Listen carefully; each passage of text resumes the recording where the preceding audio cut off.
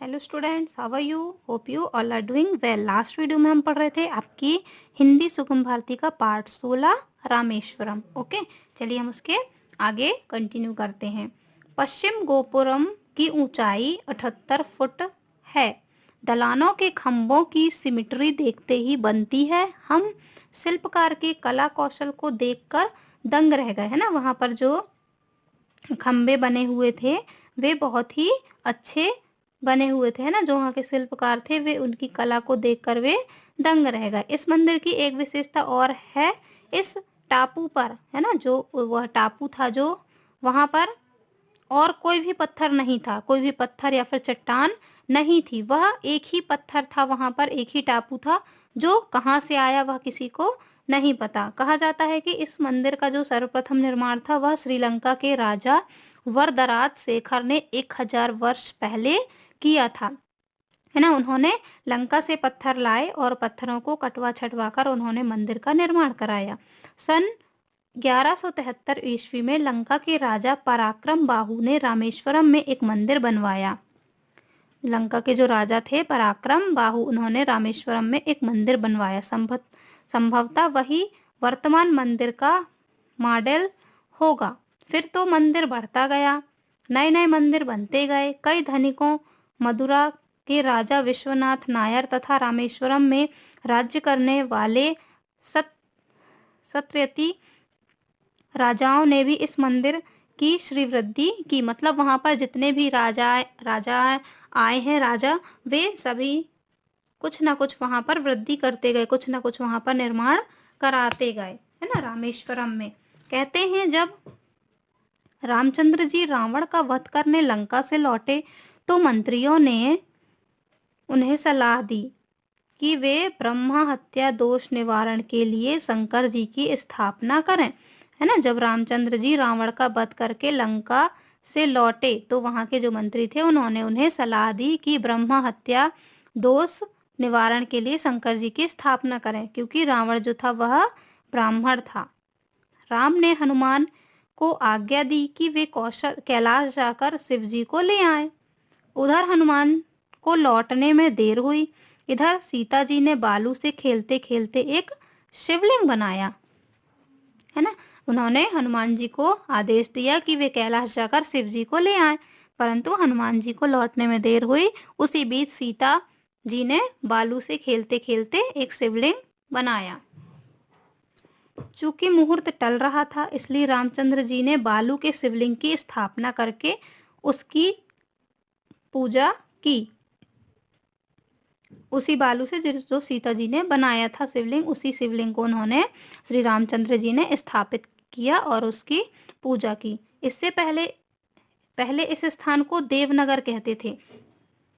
जिस स्थान पर वे शिवलिंग को स्थापित किए थे उसे पहले देवनगर के नाम से जाना जाता था। लेकिन जब राम ने यहाँ ईश्वर की पूजा की तब इस स्थान का नाम रामेश्वरम पड़ा।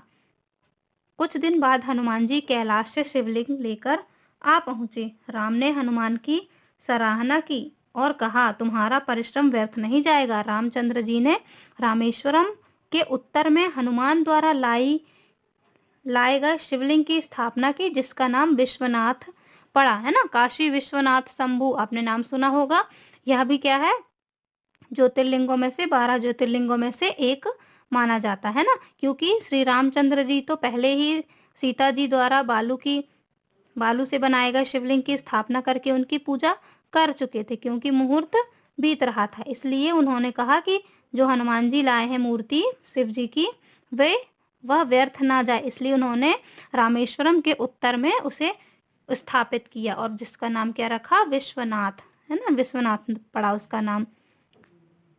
जब हनुमान जी को सीता की खोज में इधर आए तब चट्टान पर से उन्हें लंका की भूमि नजर आई। उसी चट्टान को गंधमादन पर्वत कहते हैं, है ना। जब हनुमान जी सीता की खोज में इधर आए थे तब चट्टान पर से उन्हें लंका की भूमि नजर आई थी। उसी चट्टान को गंधमादन पर्वत कहते हैं। लंका जाने से पहले रामचंद्र भी इस स्थान पर कुछ दिन रुके थे। आज भी यहाँ उनकी चरण पादुकाएं मीन्स उनके खड़ाऊ जिसे बोलते हैं, पैर में पहनते हैं जो लकड़ी की खड़ाऊ, है ना, वहां पर आज भी विराजमान है, मतलब वहां पर आज भी देखी जा सकती है।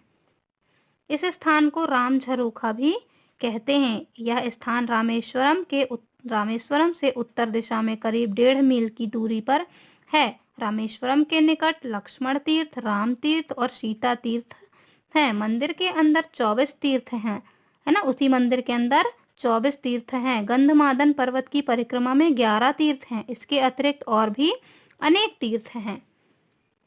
इस टापू की आबादी लगभग 14,000 है। मंदिर के प्रकार प्रकार में दुकानें हैं। वहां से हमने जल्दी जल्दी में कुछ शंख, कौड़ियाँ, बेत की एक दस्तरी, चंदन की एक छोटी सी मूर्ति आदि सामान खरीदा ना। वहां पर जो मंदिर में जो है वहां पर बहुत दुकानें थी, तो वहां से जल्दी जल्दी में उन्होंने शंख, कौड़ियाँ, बेत की एक दस्तरी, चंदन की एक छोटी सी मूर्ति, वहां से आदि सामान खरीदा। यहाँ ताड़ के पत्ते से बने सूटकेस और पंखे मिलते हैं। ताड़ के पत्ते से बने हुए सूटकेस और पंखे मिलते हैं। यहाँ के निवासियों की जीविका का साधन प्रमुखता यात्री हैं, है ना, जो भी यात्री वहां पर जाते हैं वो जो वहां से खरीदारी करते हैं वही उनकी जीविका का मुख्य साधन है वहां के निवासियों का। और गांव के लोग मछली मारकर अपना जीवन निर्वाह करते हैं। और करते हैं 1 बजने वाला था, इसलिए हम सीधे स्टेशन पर पहुंचे। 1 बजे गाड़ी रवाना हुई। पामवन में गाड़ी बदलकर हम धनुषकोटी पहुंचे, है ना, जो त्रिकोण था वहां पर, त्रिकोण 3 बिंदु, है ना, जो टापू पर तीनों एक टापू थे, रामेश्वरम, पामवन और धनुषकोटी, है ना। तब वे कहाँ पहुंचे, वहां से पामवन में गाड़ी बदलकर कहाँ पहुंचे, धनुषकोटी। हमारी गाड़ी पहले जेट्टी पर रुकी। लंका जाने वाला जहाज खड़ा था। जो यात्री लंका जाना चाहते थे वे अपना पासपोर्ट बनवा कर लाए थे। मैं पछताता रहा था कि लंका का पासपोर्ट बनवा कर क्यों नहीं लाया। धनुषकोटी से लंका लगभग 22 मील की दूरी पर है। जहाज के कप्तान से अनुमति लेकर हम लोग जहाज देखने के लिए उस पर चढ़े। यात्री दल अपना पासपोर्ट जांच कराने में लगा था। जहाज छोटा था। जहाज से उतरकर कुछ देर हम जेट्टी पर खड़े रहे और उस सामने असीम सागर की असीमता में लीन हो गए। हवा जोर की थी। दूरी पर रामेश्वरम मंदिर का गोपुरम दृष्टिगोचर हो रहा था, है ना, मतलब वहां पर लंका जाने के लिए जहाज भी खड़ा हुआ था। तो वे लोग पछता रहे थे कि हम भी लंका का पासपोर्ट बनवाकर क्यों नहीं ले आए, क्योंकि वहां से लंका कुछ ही दूरी पर था। जब उन्होंने जो या उसका पायलट था जहाज का उससे उन्होंने परमिशन ली और जहाज के अंदर जाकर उन्होंने देखा तो उसमें जो भी पैसेंजर बैठे हुए थे वे अपना पासपोर्ट चेक करवा रहे थे। ओके,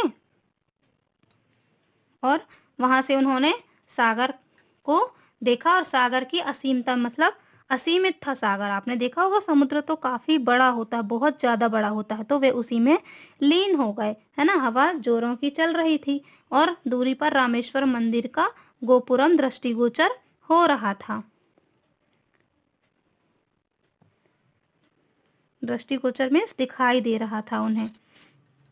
नेक्स्ट है, ट्रेन जेट्टी से रवाना हो चुकी थी और स्टेशन पहुंच गई थी। हम लोग पैदल स्टेशन जा पहुंचे। हमारे सामने सागर का नील जल लहरा रहा था, है ना, सागर का नीला जो पानी था वह लहरा रहा था। किनारे पर बालू बिछी थी। ऊपर नीले आकाश का चंदोवा तना था। यदि आप मुक्त आकाश चाहते हो, यदि आप मुक्त सागर चाहते हो, यदि आप मुक्त सागर का किनारा चाहते हो तो धनुषकोटी जाइए और वहां मुक्त होकर विहार कीजिए, है ना, मतलब आपको ये सभी चीजें चाहिए, खुला आसमान देखना, खुला सागर देखना, समुद्र का किनारा देखना, तो आप कहाँ जाइए, धनुषकोटी। ओके, पामवन से धनुषकोटी जाइए और वहां मुक्त होकर घूमिए फिरिए। जेट्टी पर खड़े जहाज ने अपनी सीटी बजाई और उसमें भारत की भूमि छोड़ दी। इस मुक्त वातावरण में उमा बहन ने 2 भजन सुनाए जो बिल्कुल अनुकूल थे और आत्मा के बंधन काट कर उसे उन्मुक्त, उदार और व्यापक बनाते थे।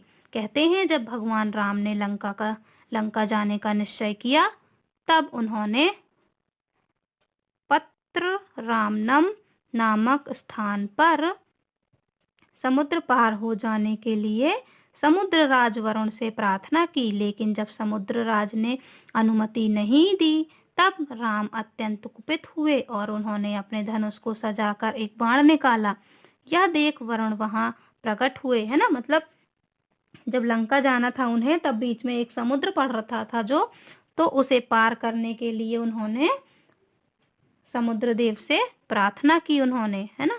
क्या नाम था उनका? समुद्र राज वरुण, है ना। उनसे उन्होंने, श्री रामचंद्र जी ने प्रार्थना की कि वे उन्हें समुद्र से जाने की अनुमति दें, रास्ता दिखाएं। परंतु समुद्र देव ने जब उनकी बात नहीं सुनी तो वे बहुत ही क्रोधित हो गए, गुस्सा हो गए, है ना। तो उन्होंने अपने धनुष को निकाला, है ना, धनुष को सजाकर एक बाण निकाला। यह देखकर वरुण वहां प्रकट हुए और उन्होंने श्री रामचंद्र से क्षमा याचना की। तब भगवान राम शांत हुए। यह धनुष्य कोटि स्थान हमें उसी पौराणिक कथा की याद दिलाता है ना। उसी स्थान को क्या कहा जाता है? धनुष्य कोटि।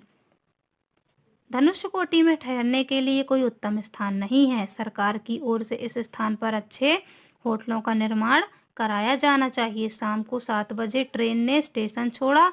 हमारे मन में एक अनुताप रहा, ऐसे उन्मुक्त स्थान में आकर भी हम समय के बंधन में बंधे रहे। ओके स्टूडेंट, तो ये चैप्टर समाप्त होता है। इसमें रामेश्वरम तक की यात्रा बताई गई है और रामेश्वरम के महत्व को बताया गया है कि किस प्रकार वहां पर मूर्ति स्थापित की गई और वहां का वातावरण कैसा था, है ना।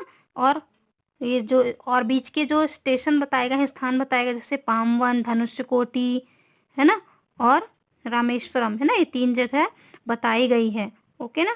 तो आप इस चैप्टर को अच्छे से पढ़िएगा और समझिएगा और रामेश्वरम के बारे में और जानकारी एकत्रित कीजिएगा। Okay students, bye bye, have a good day.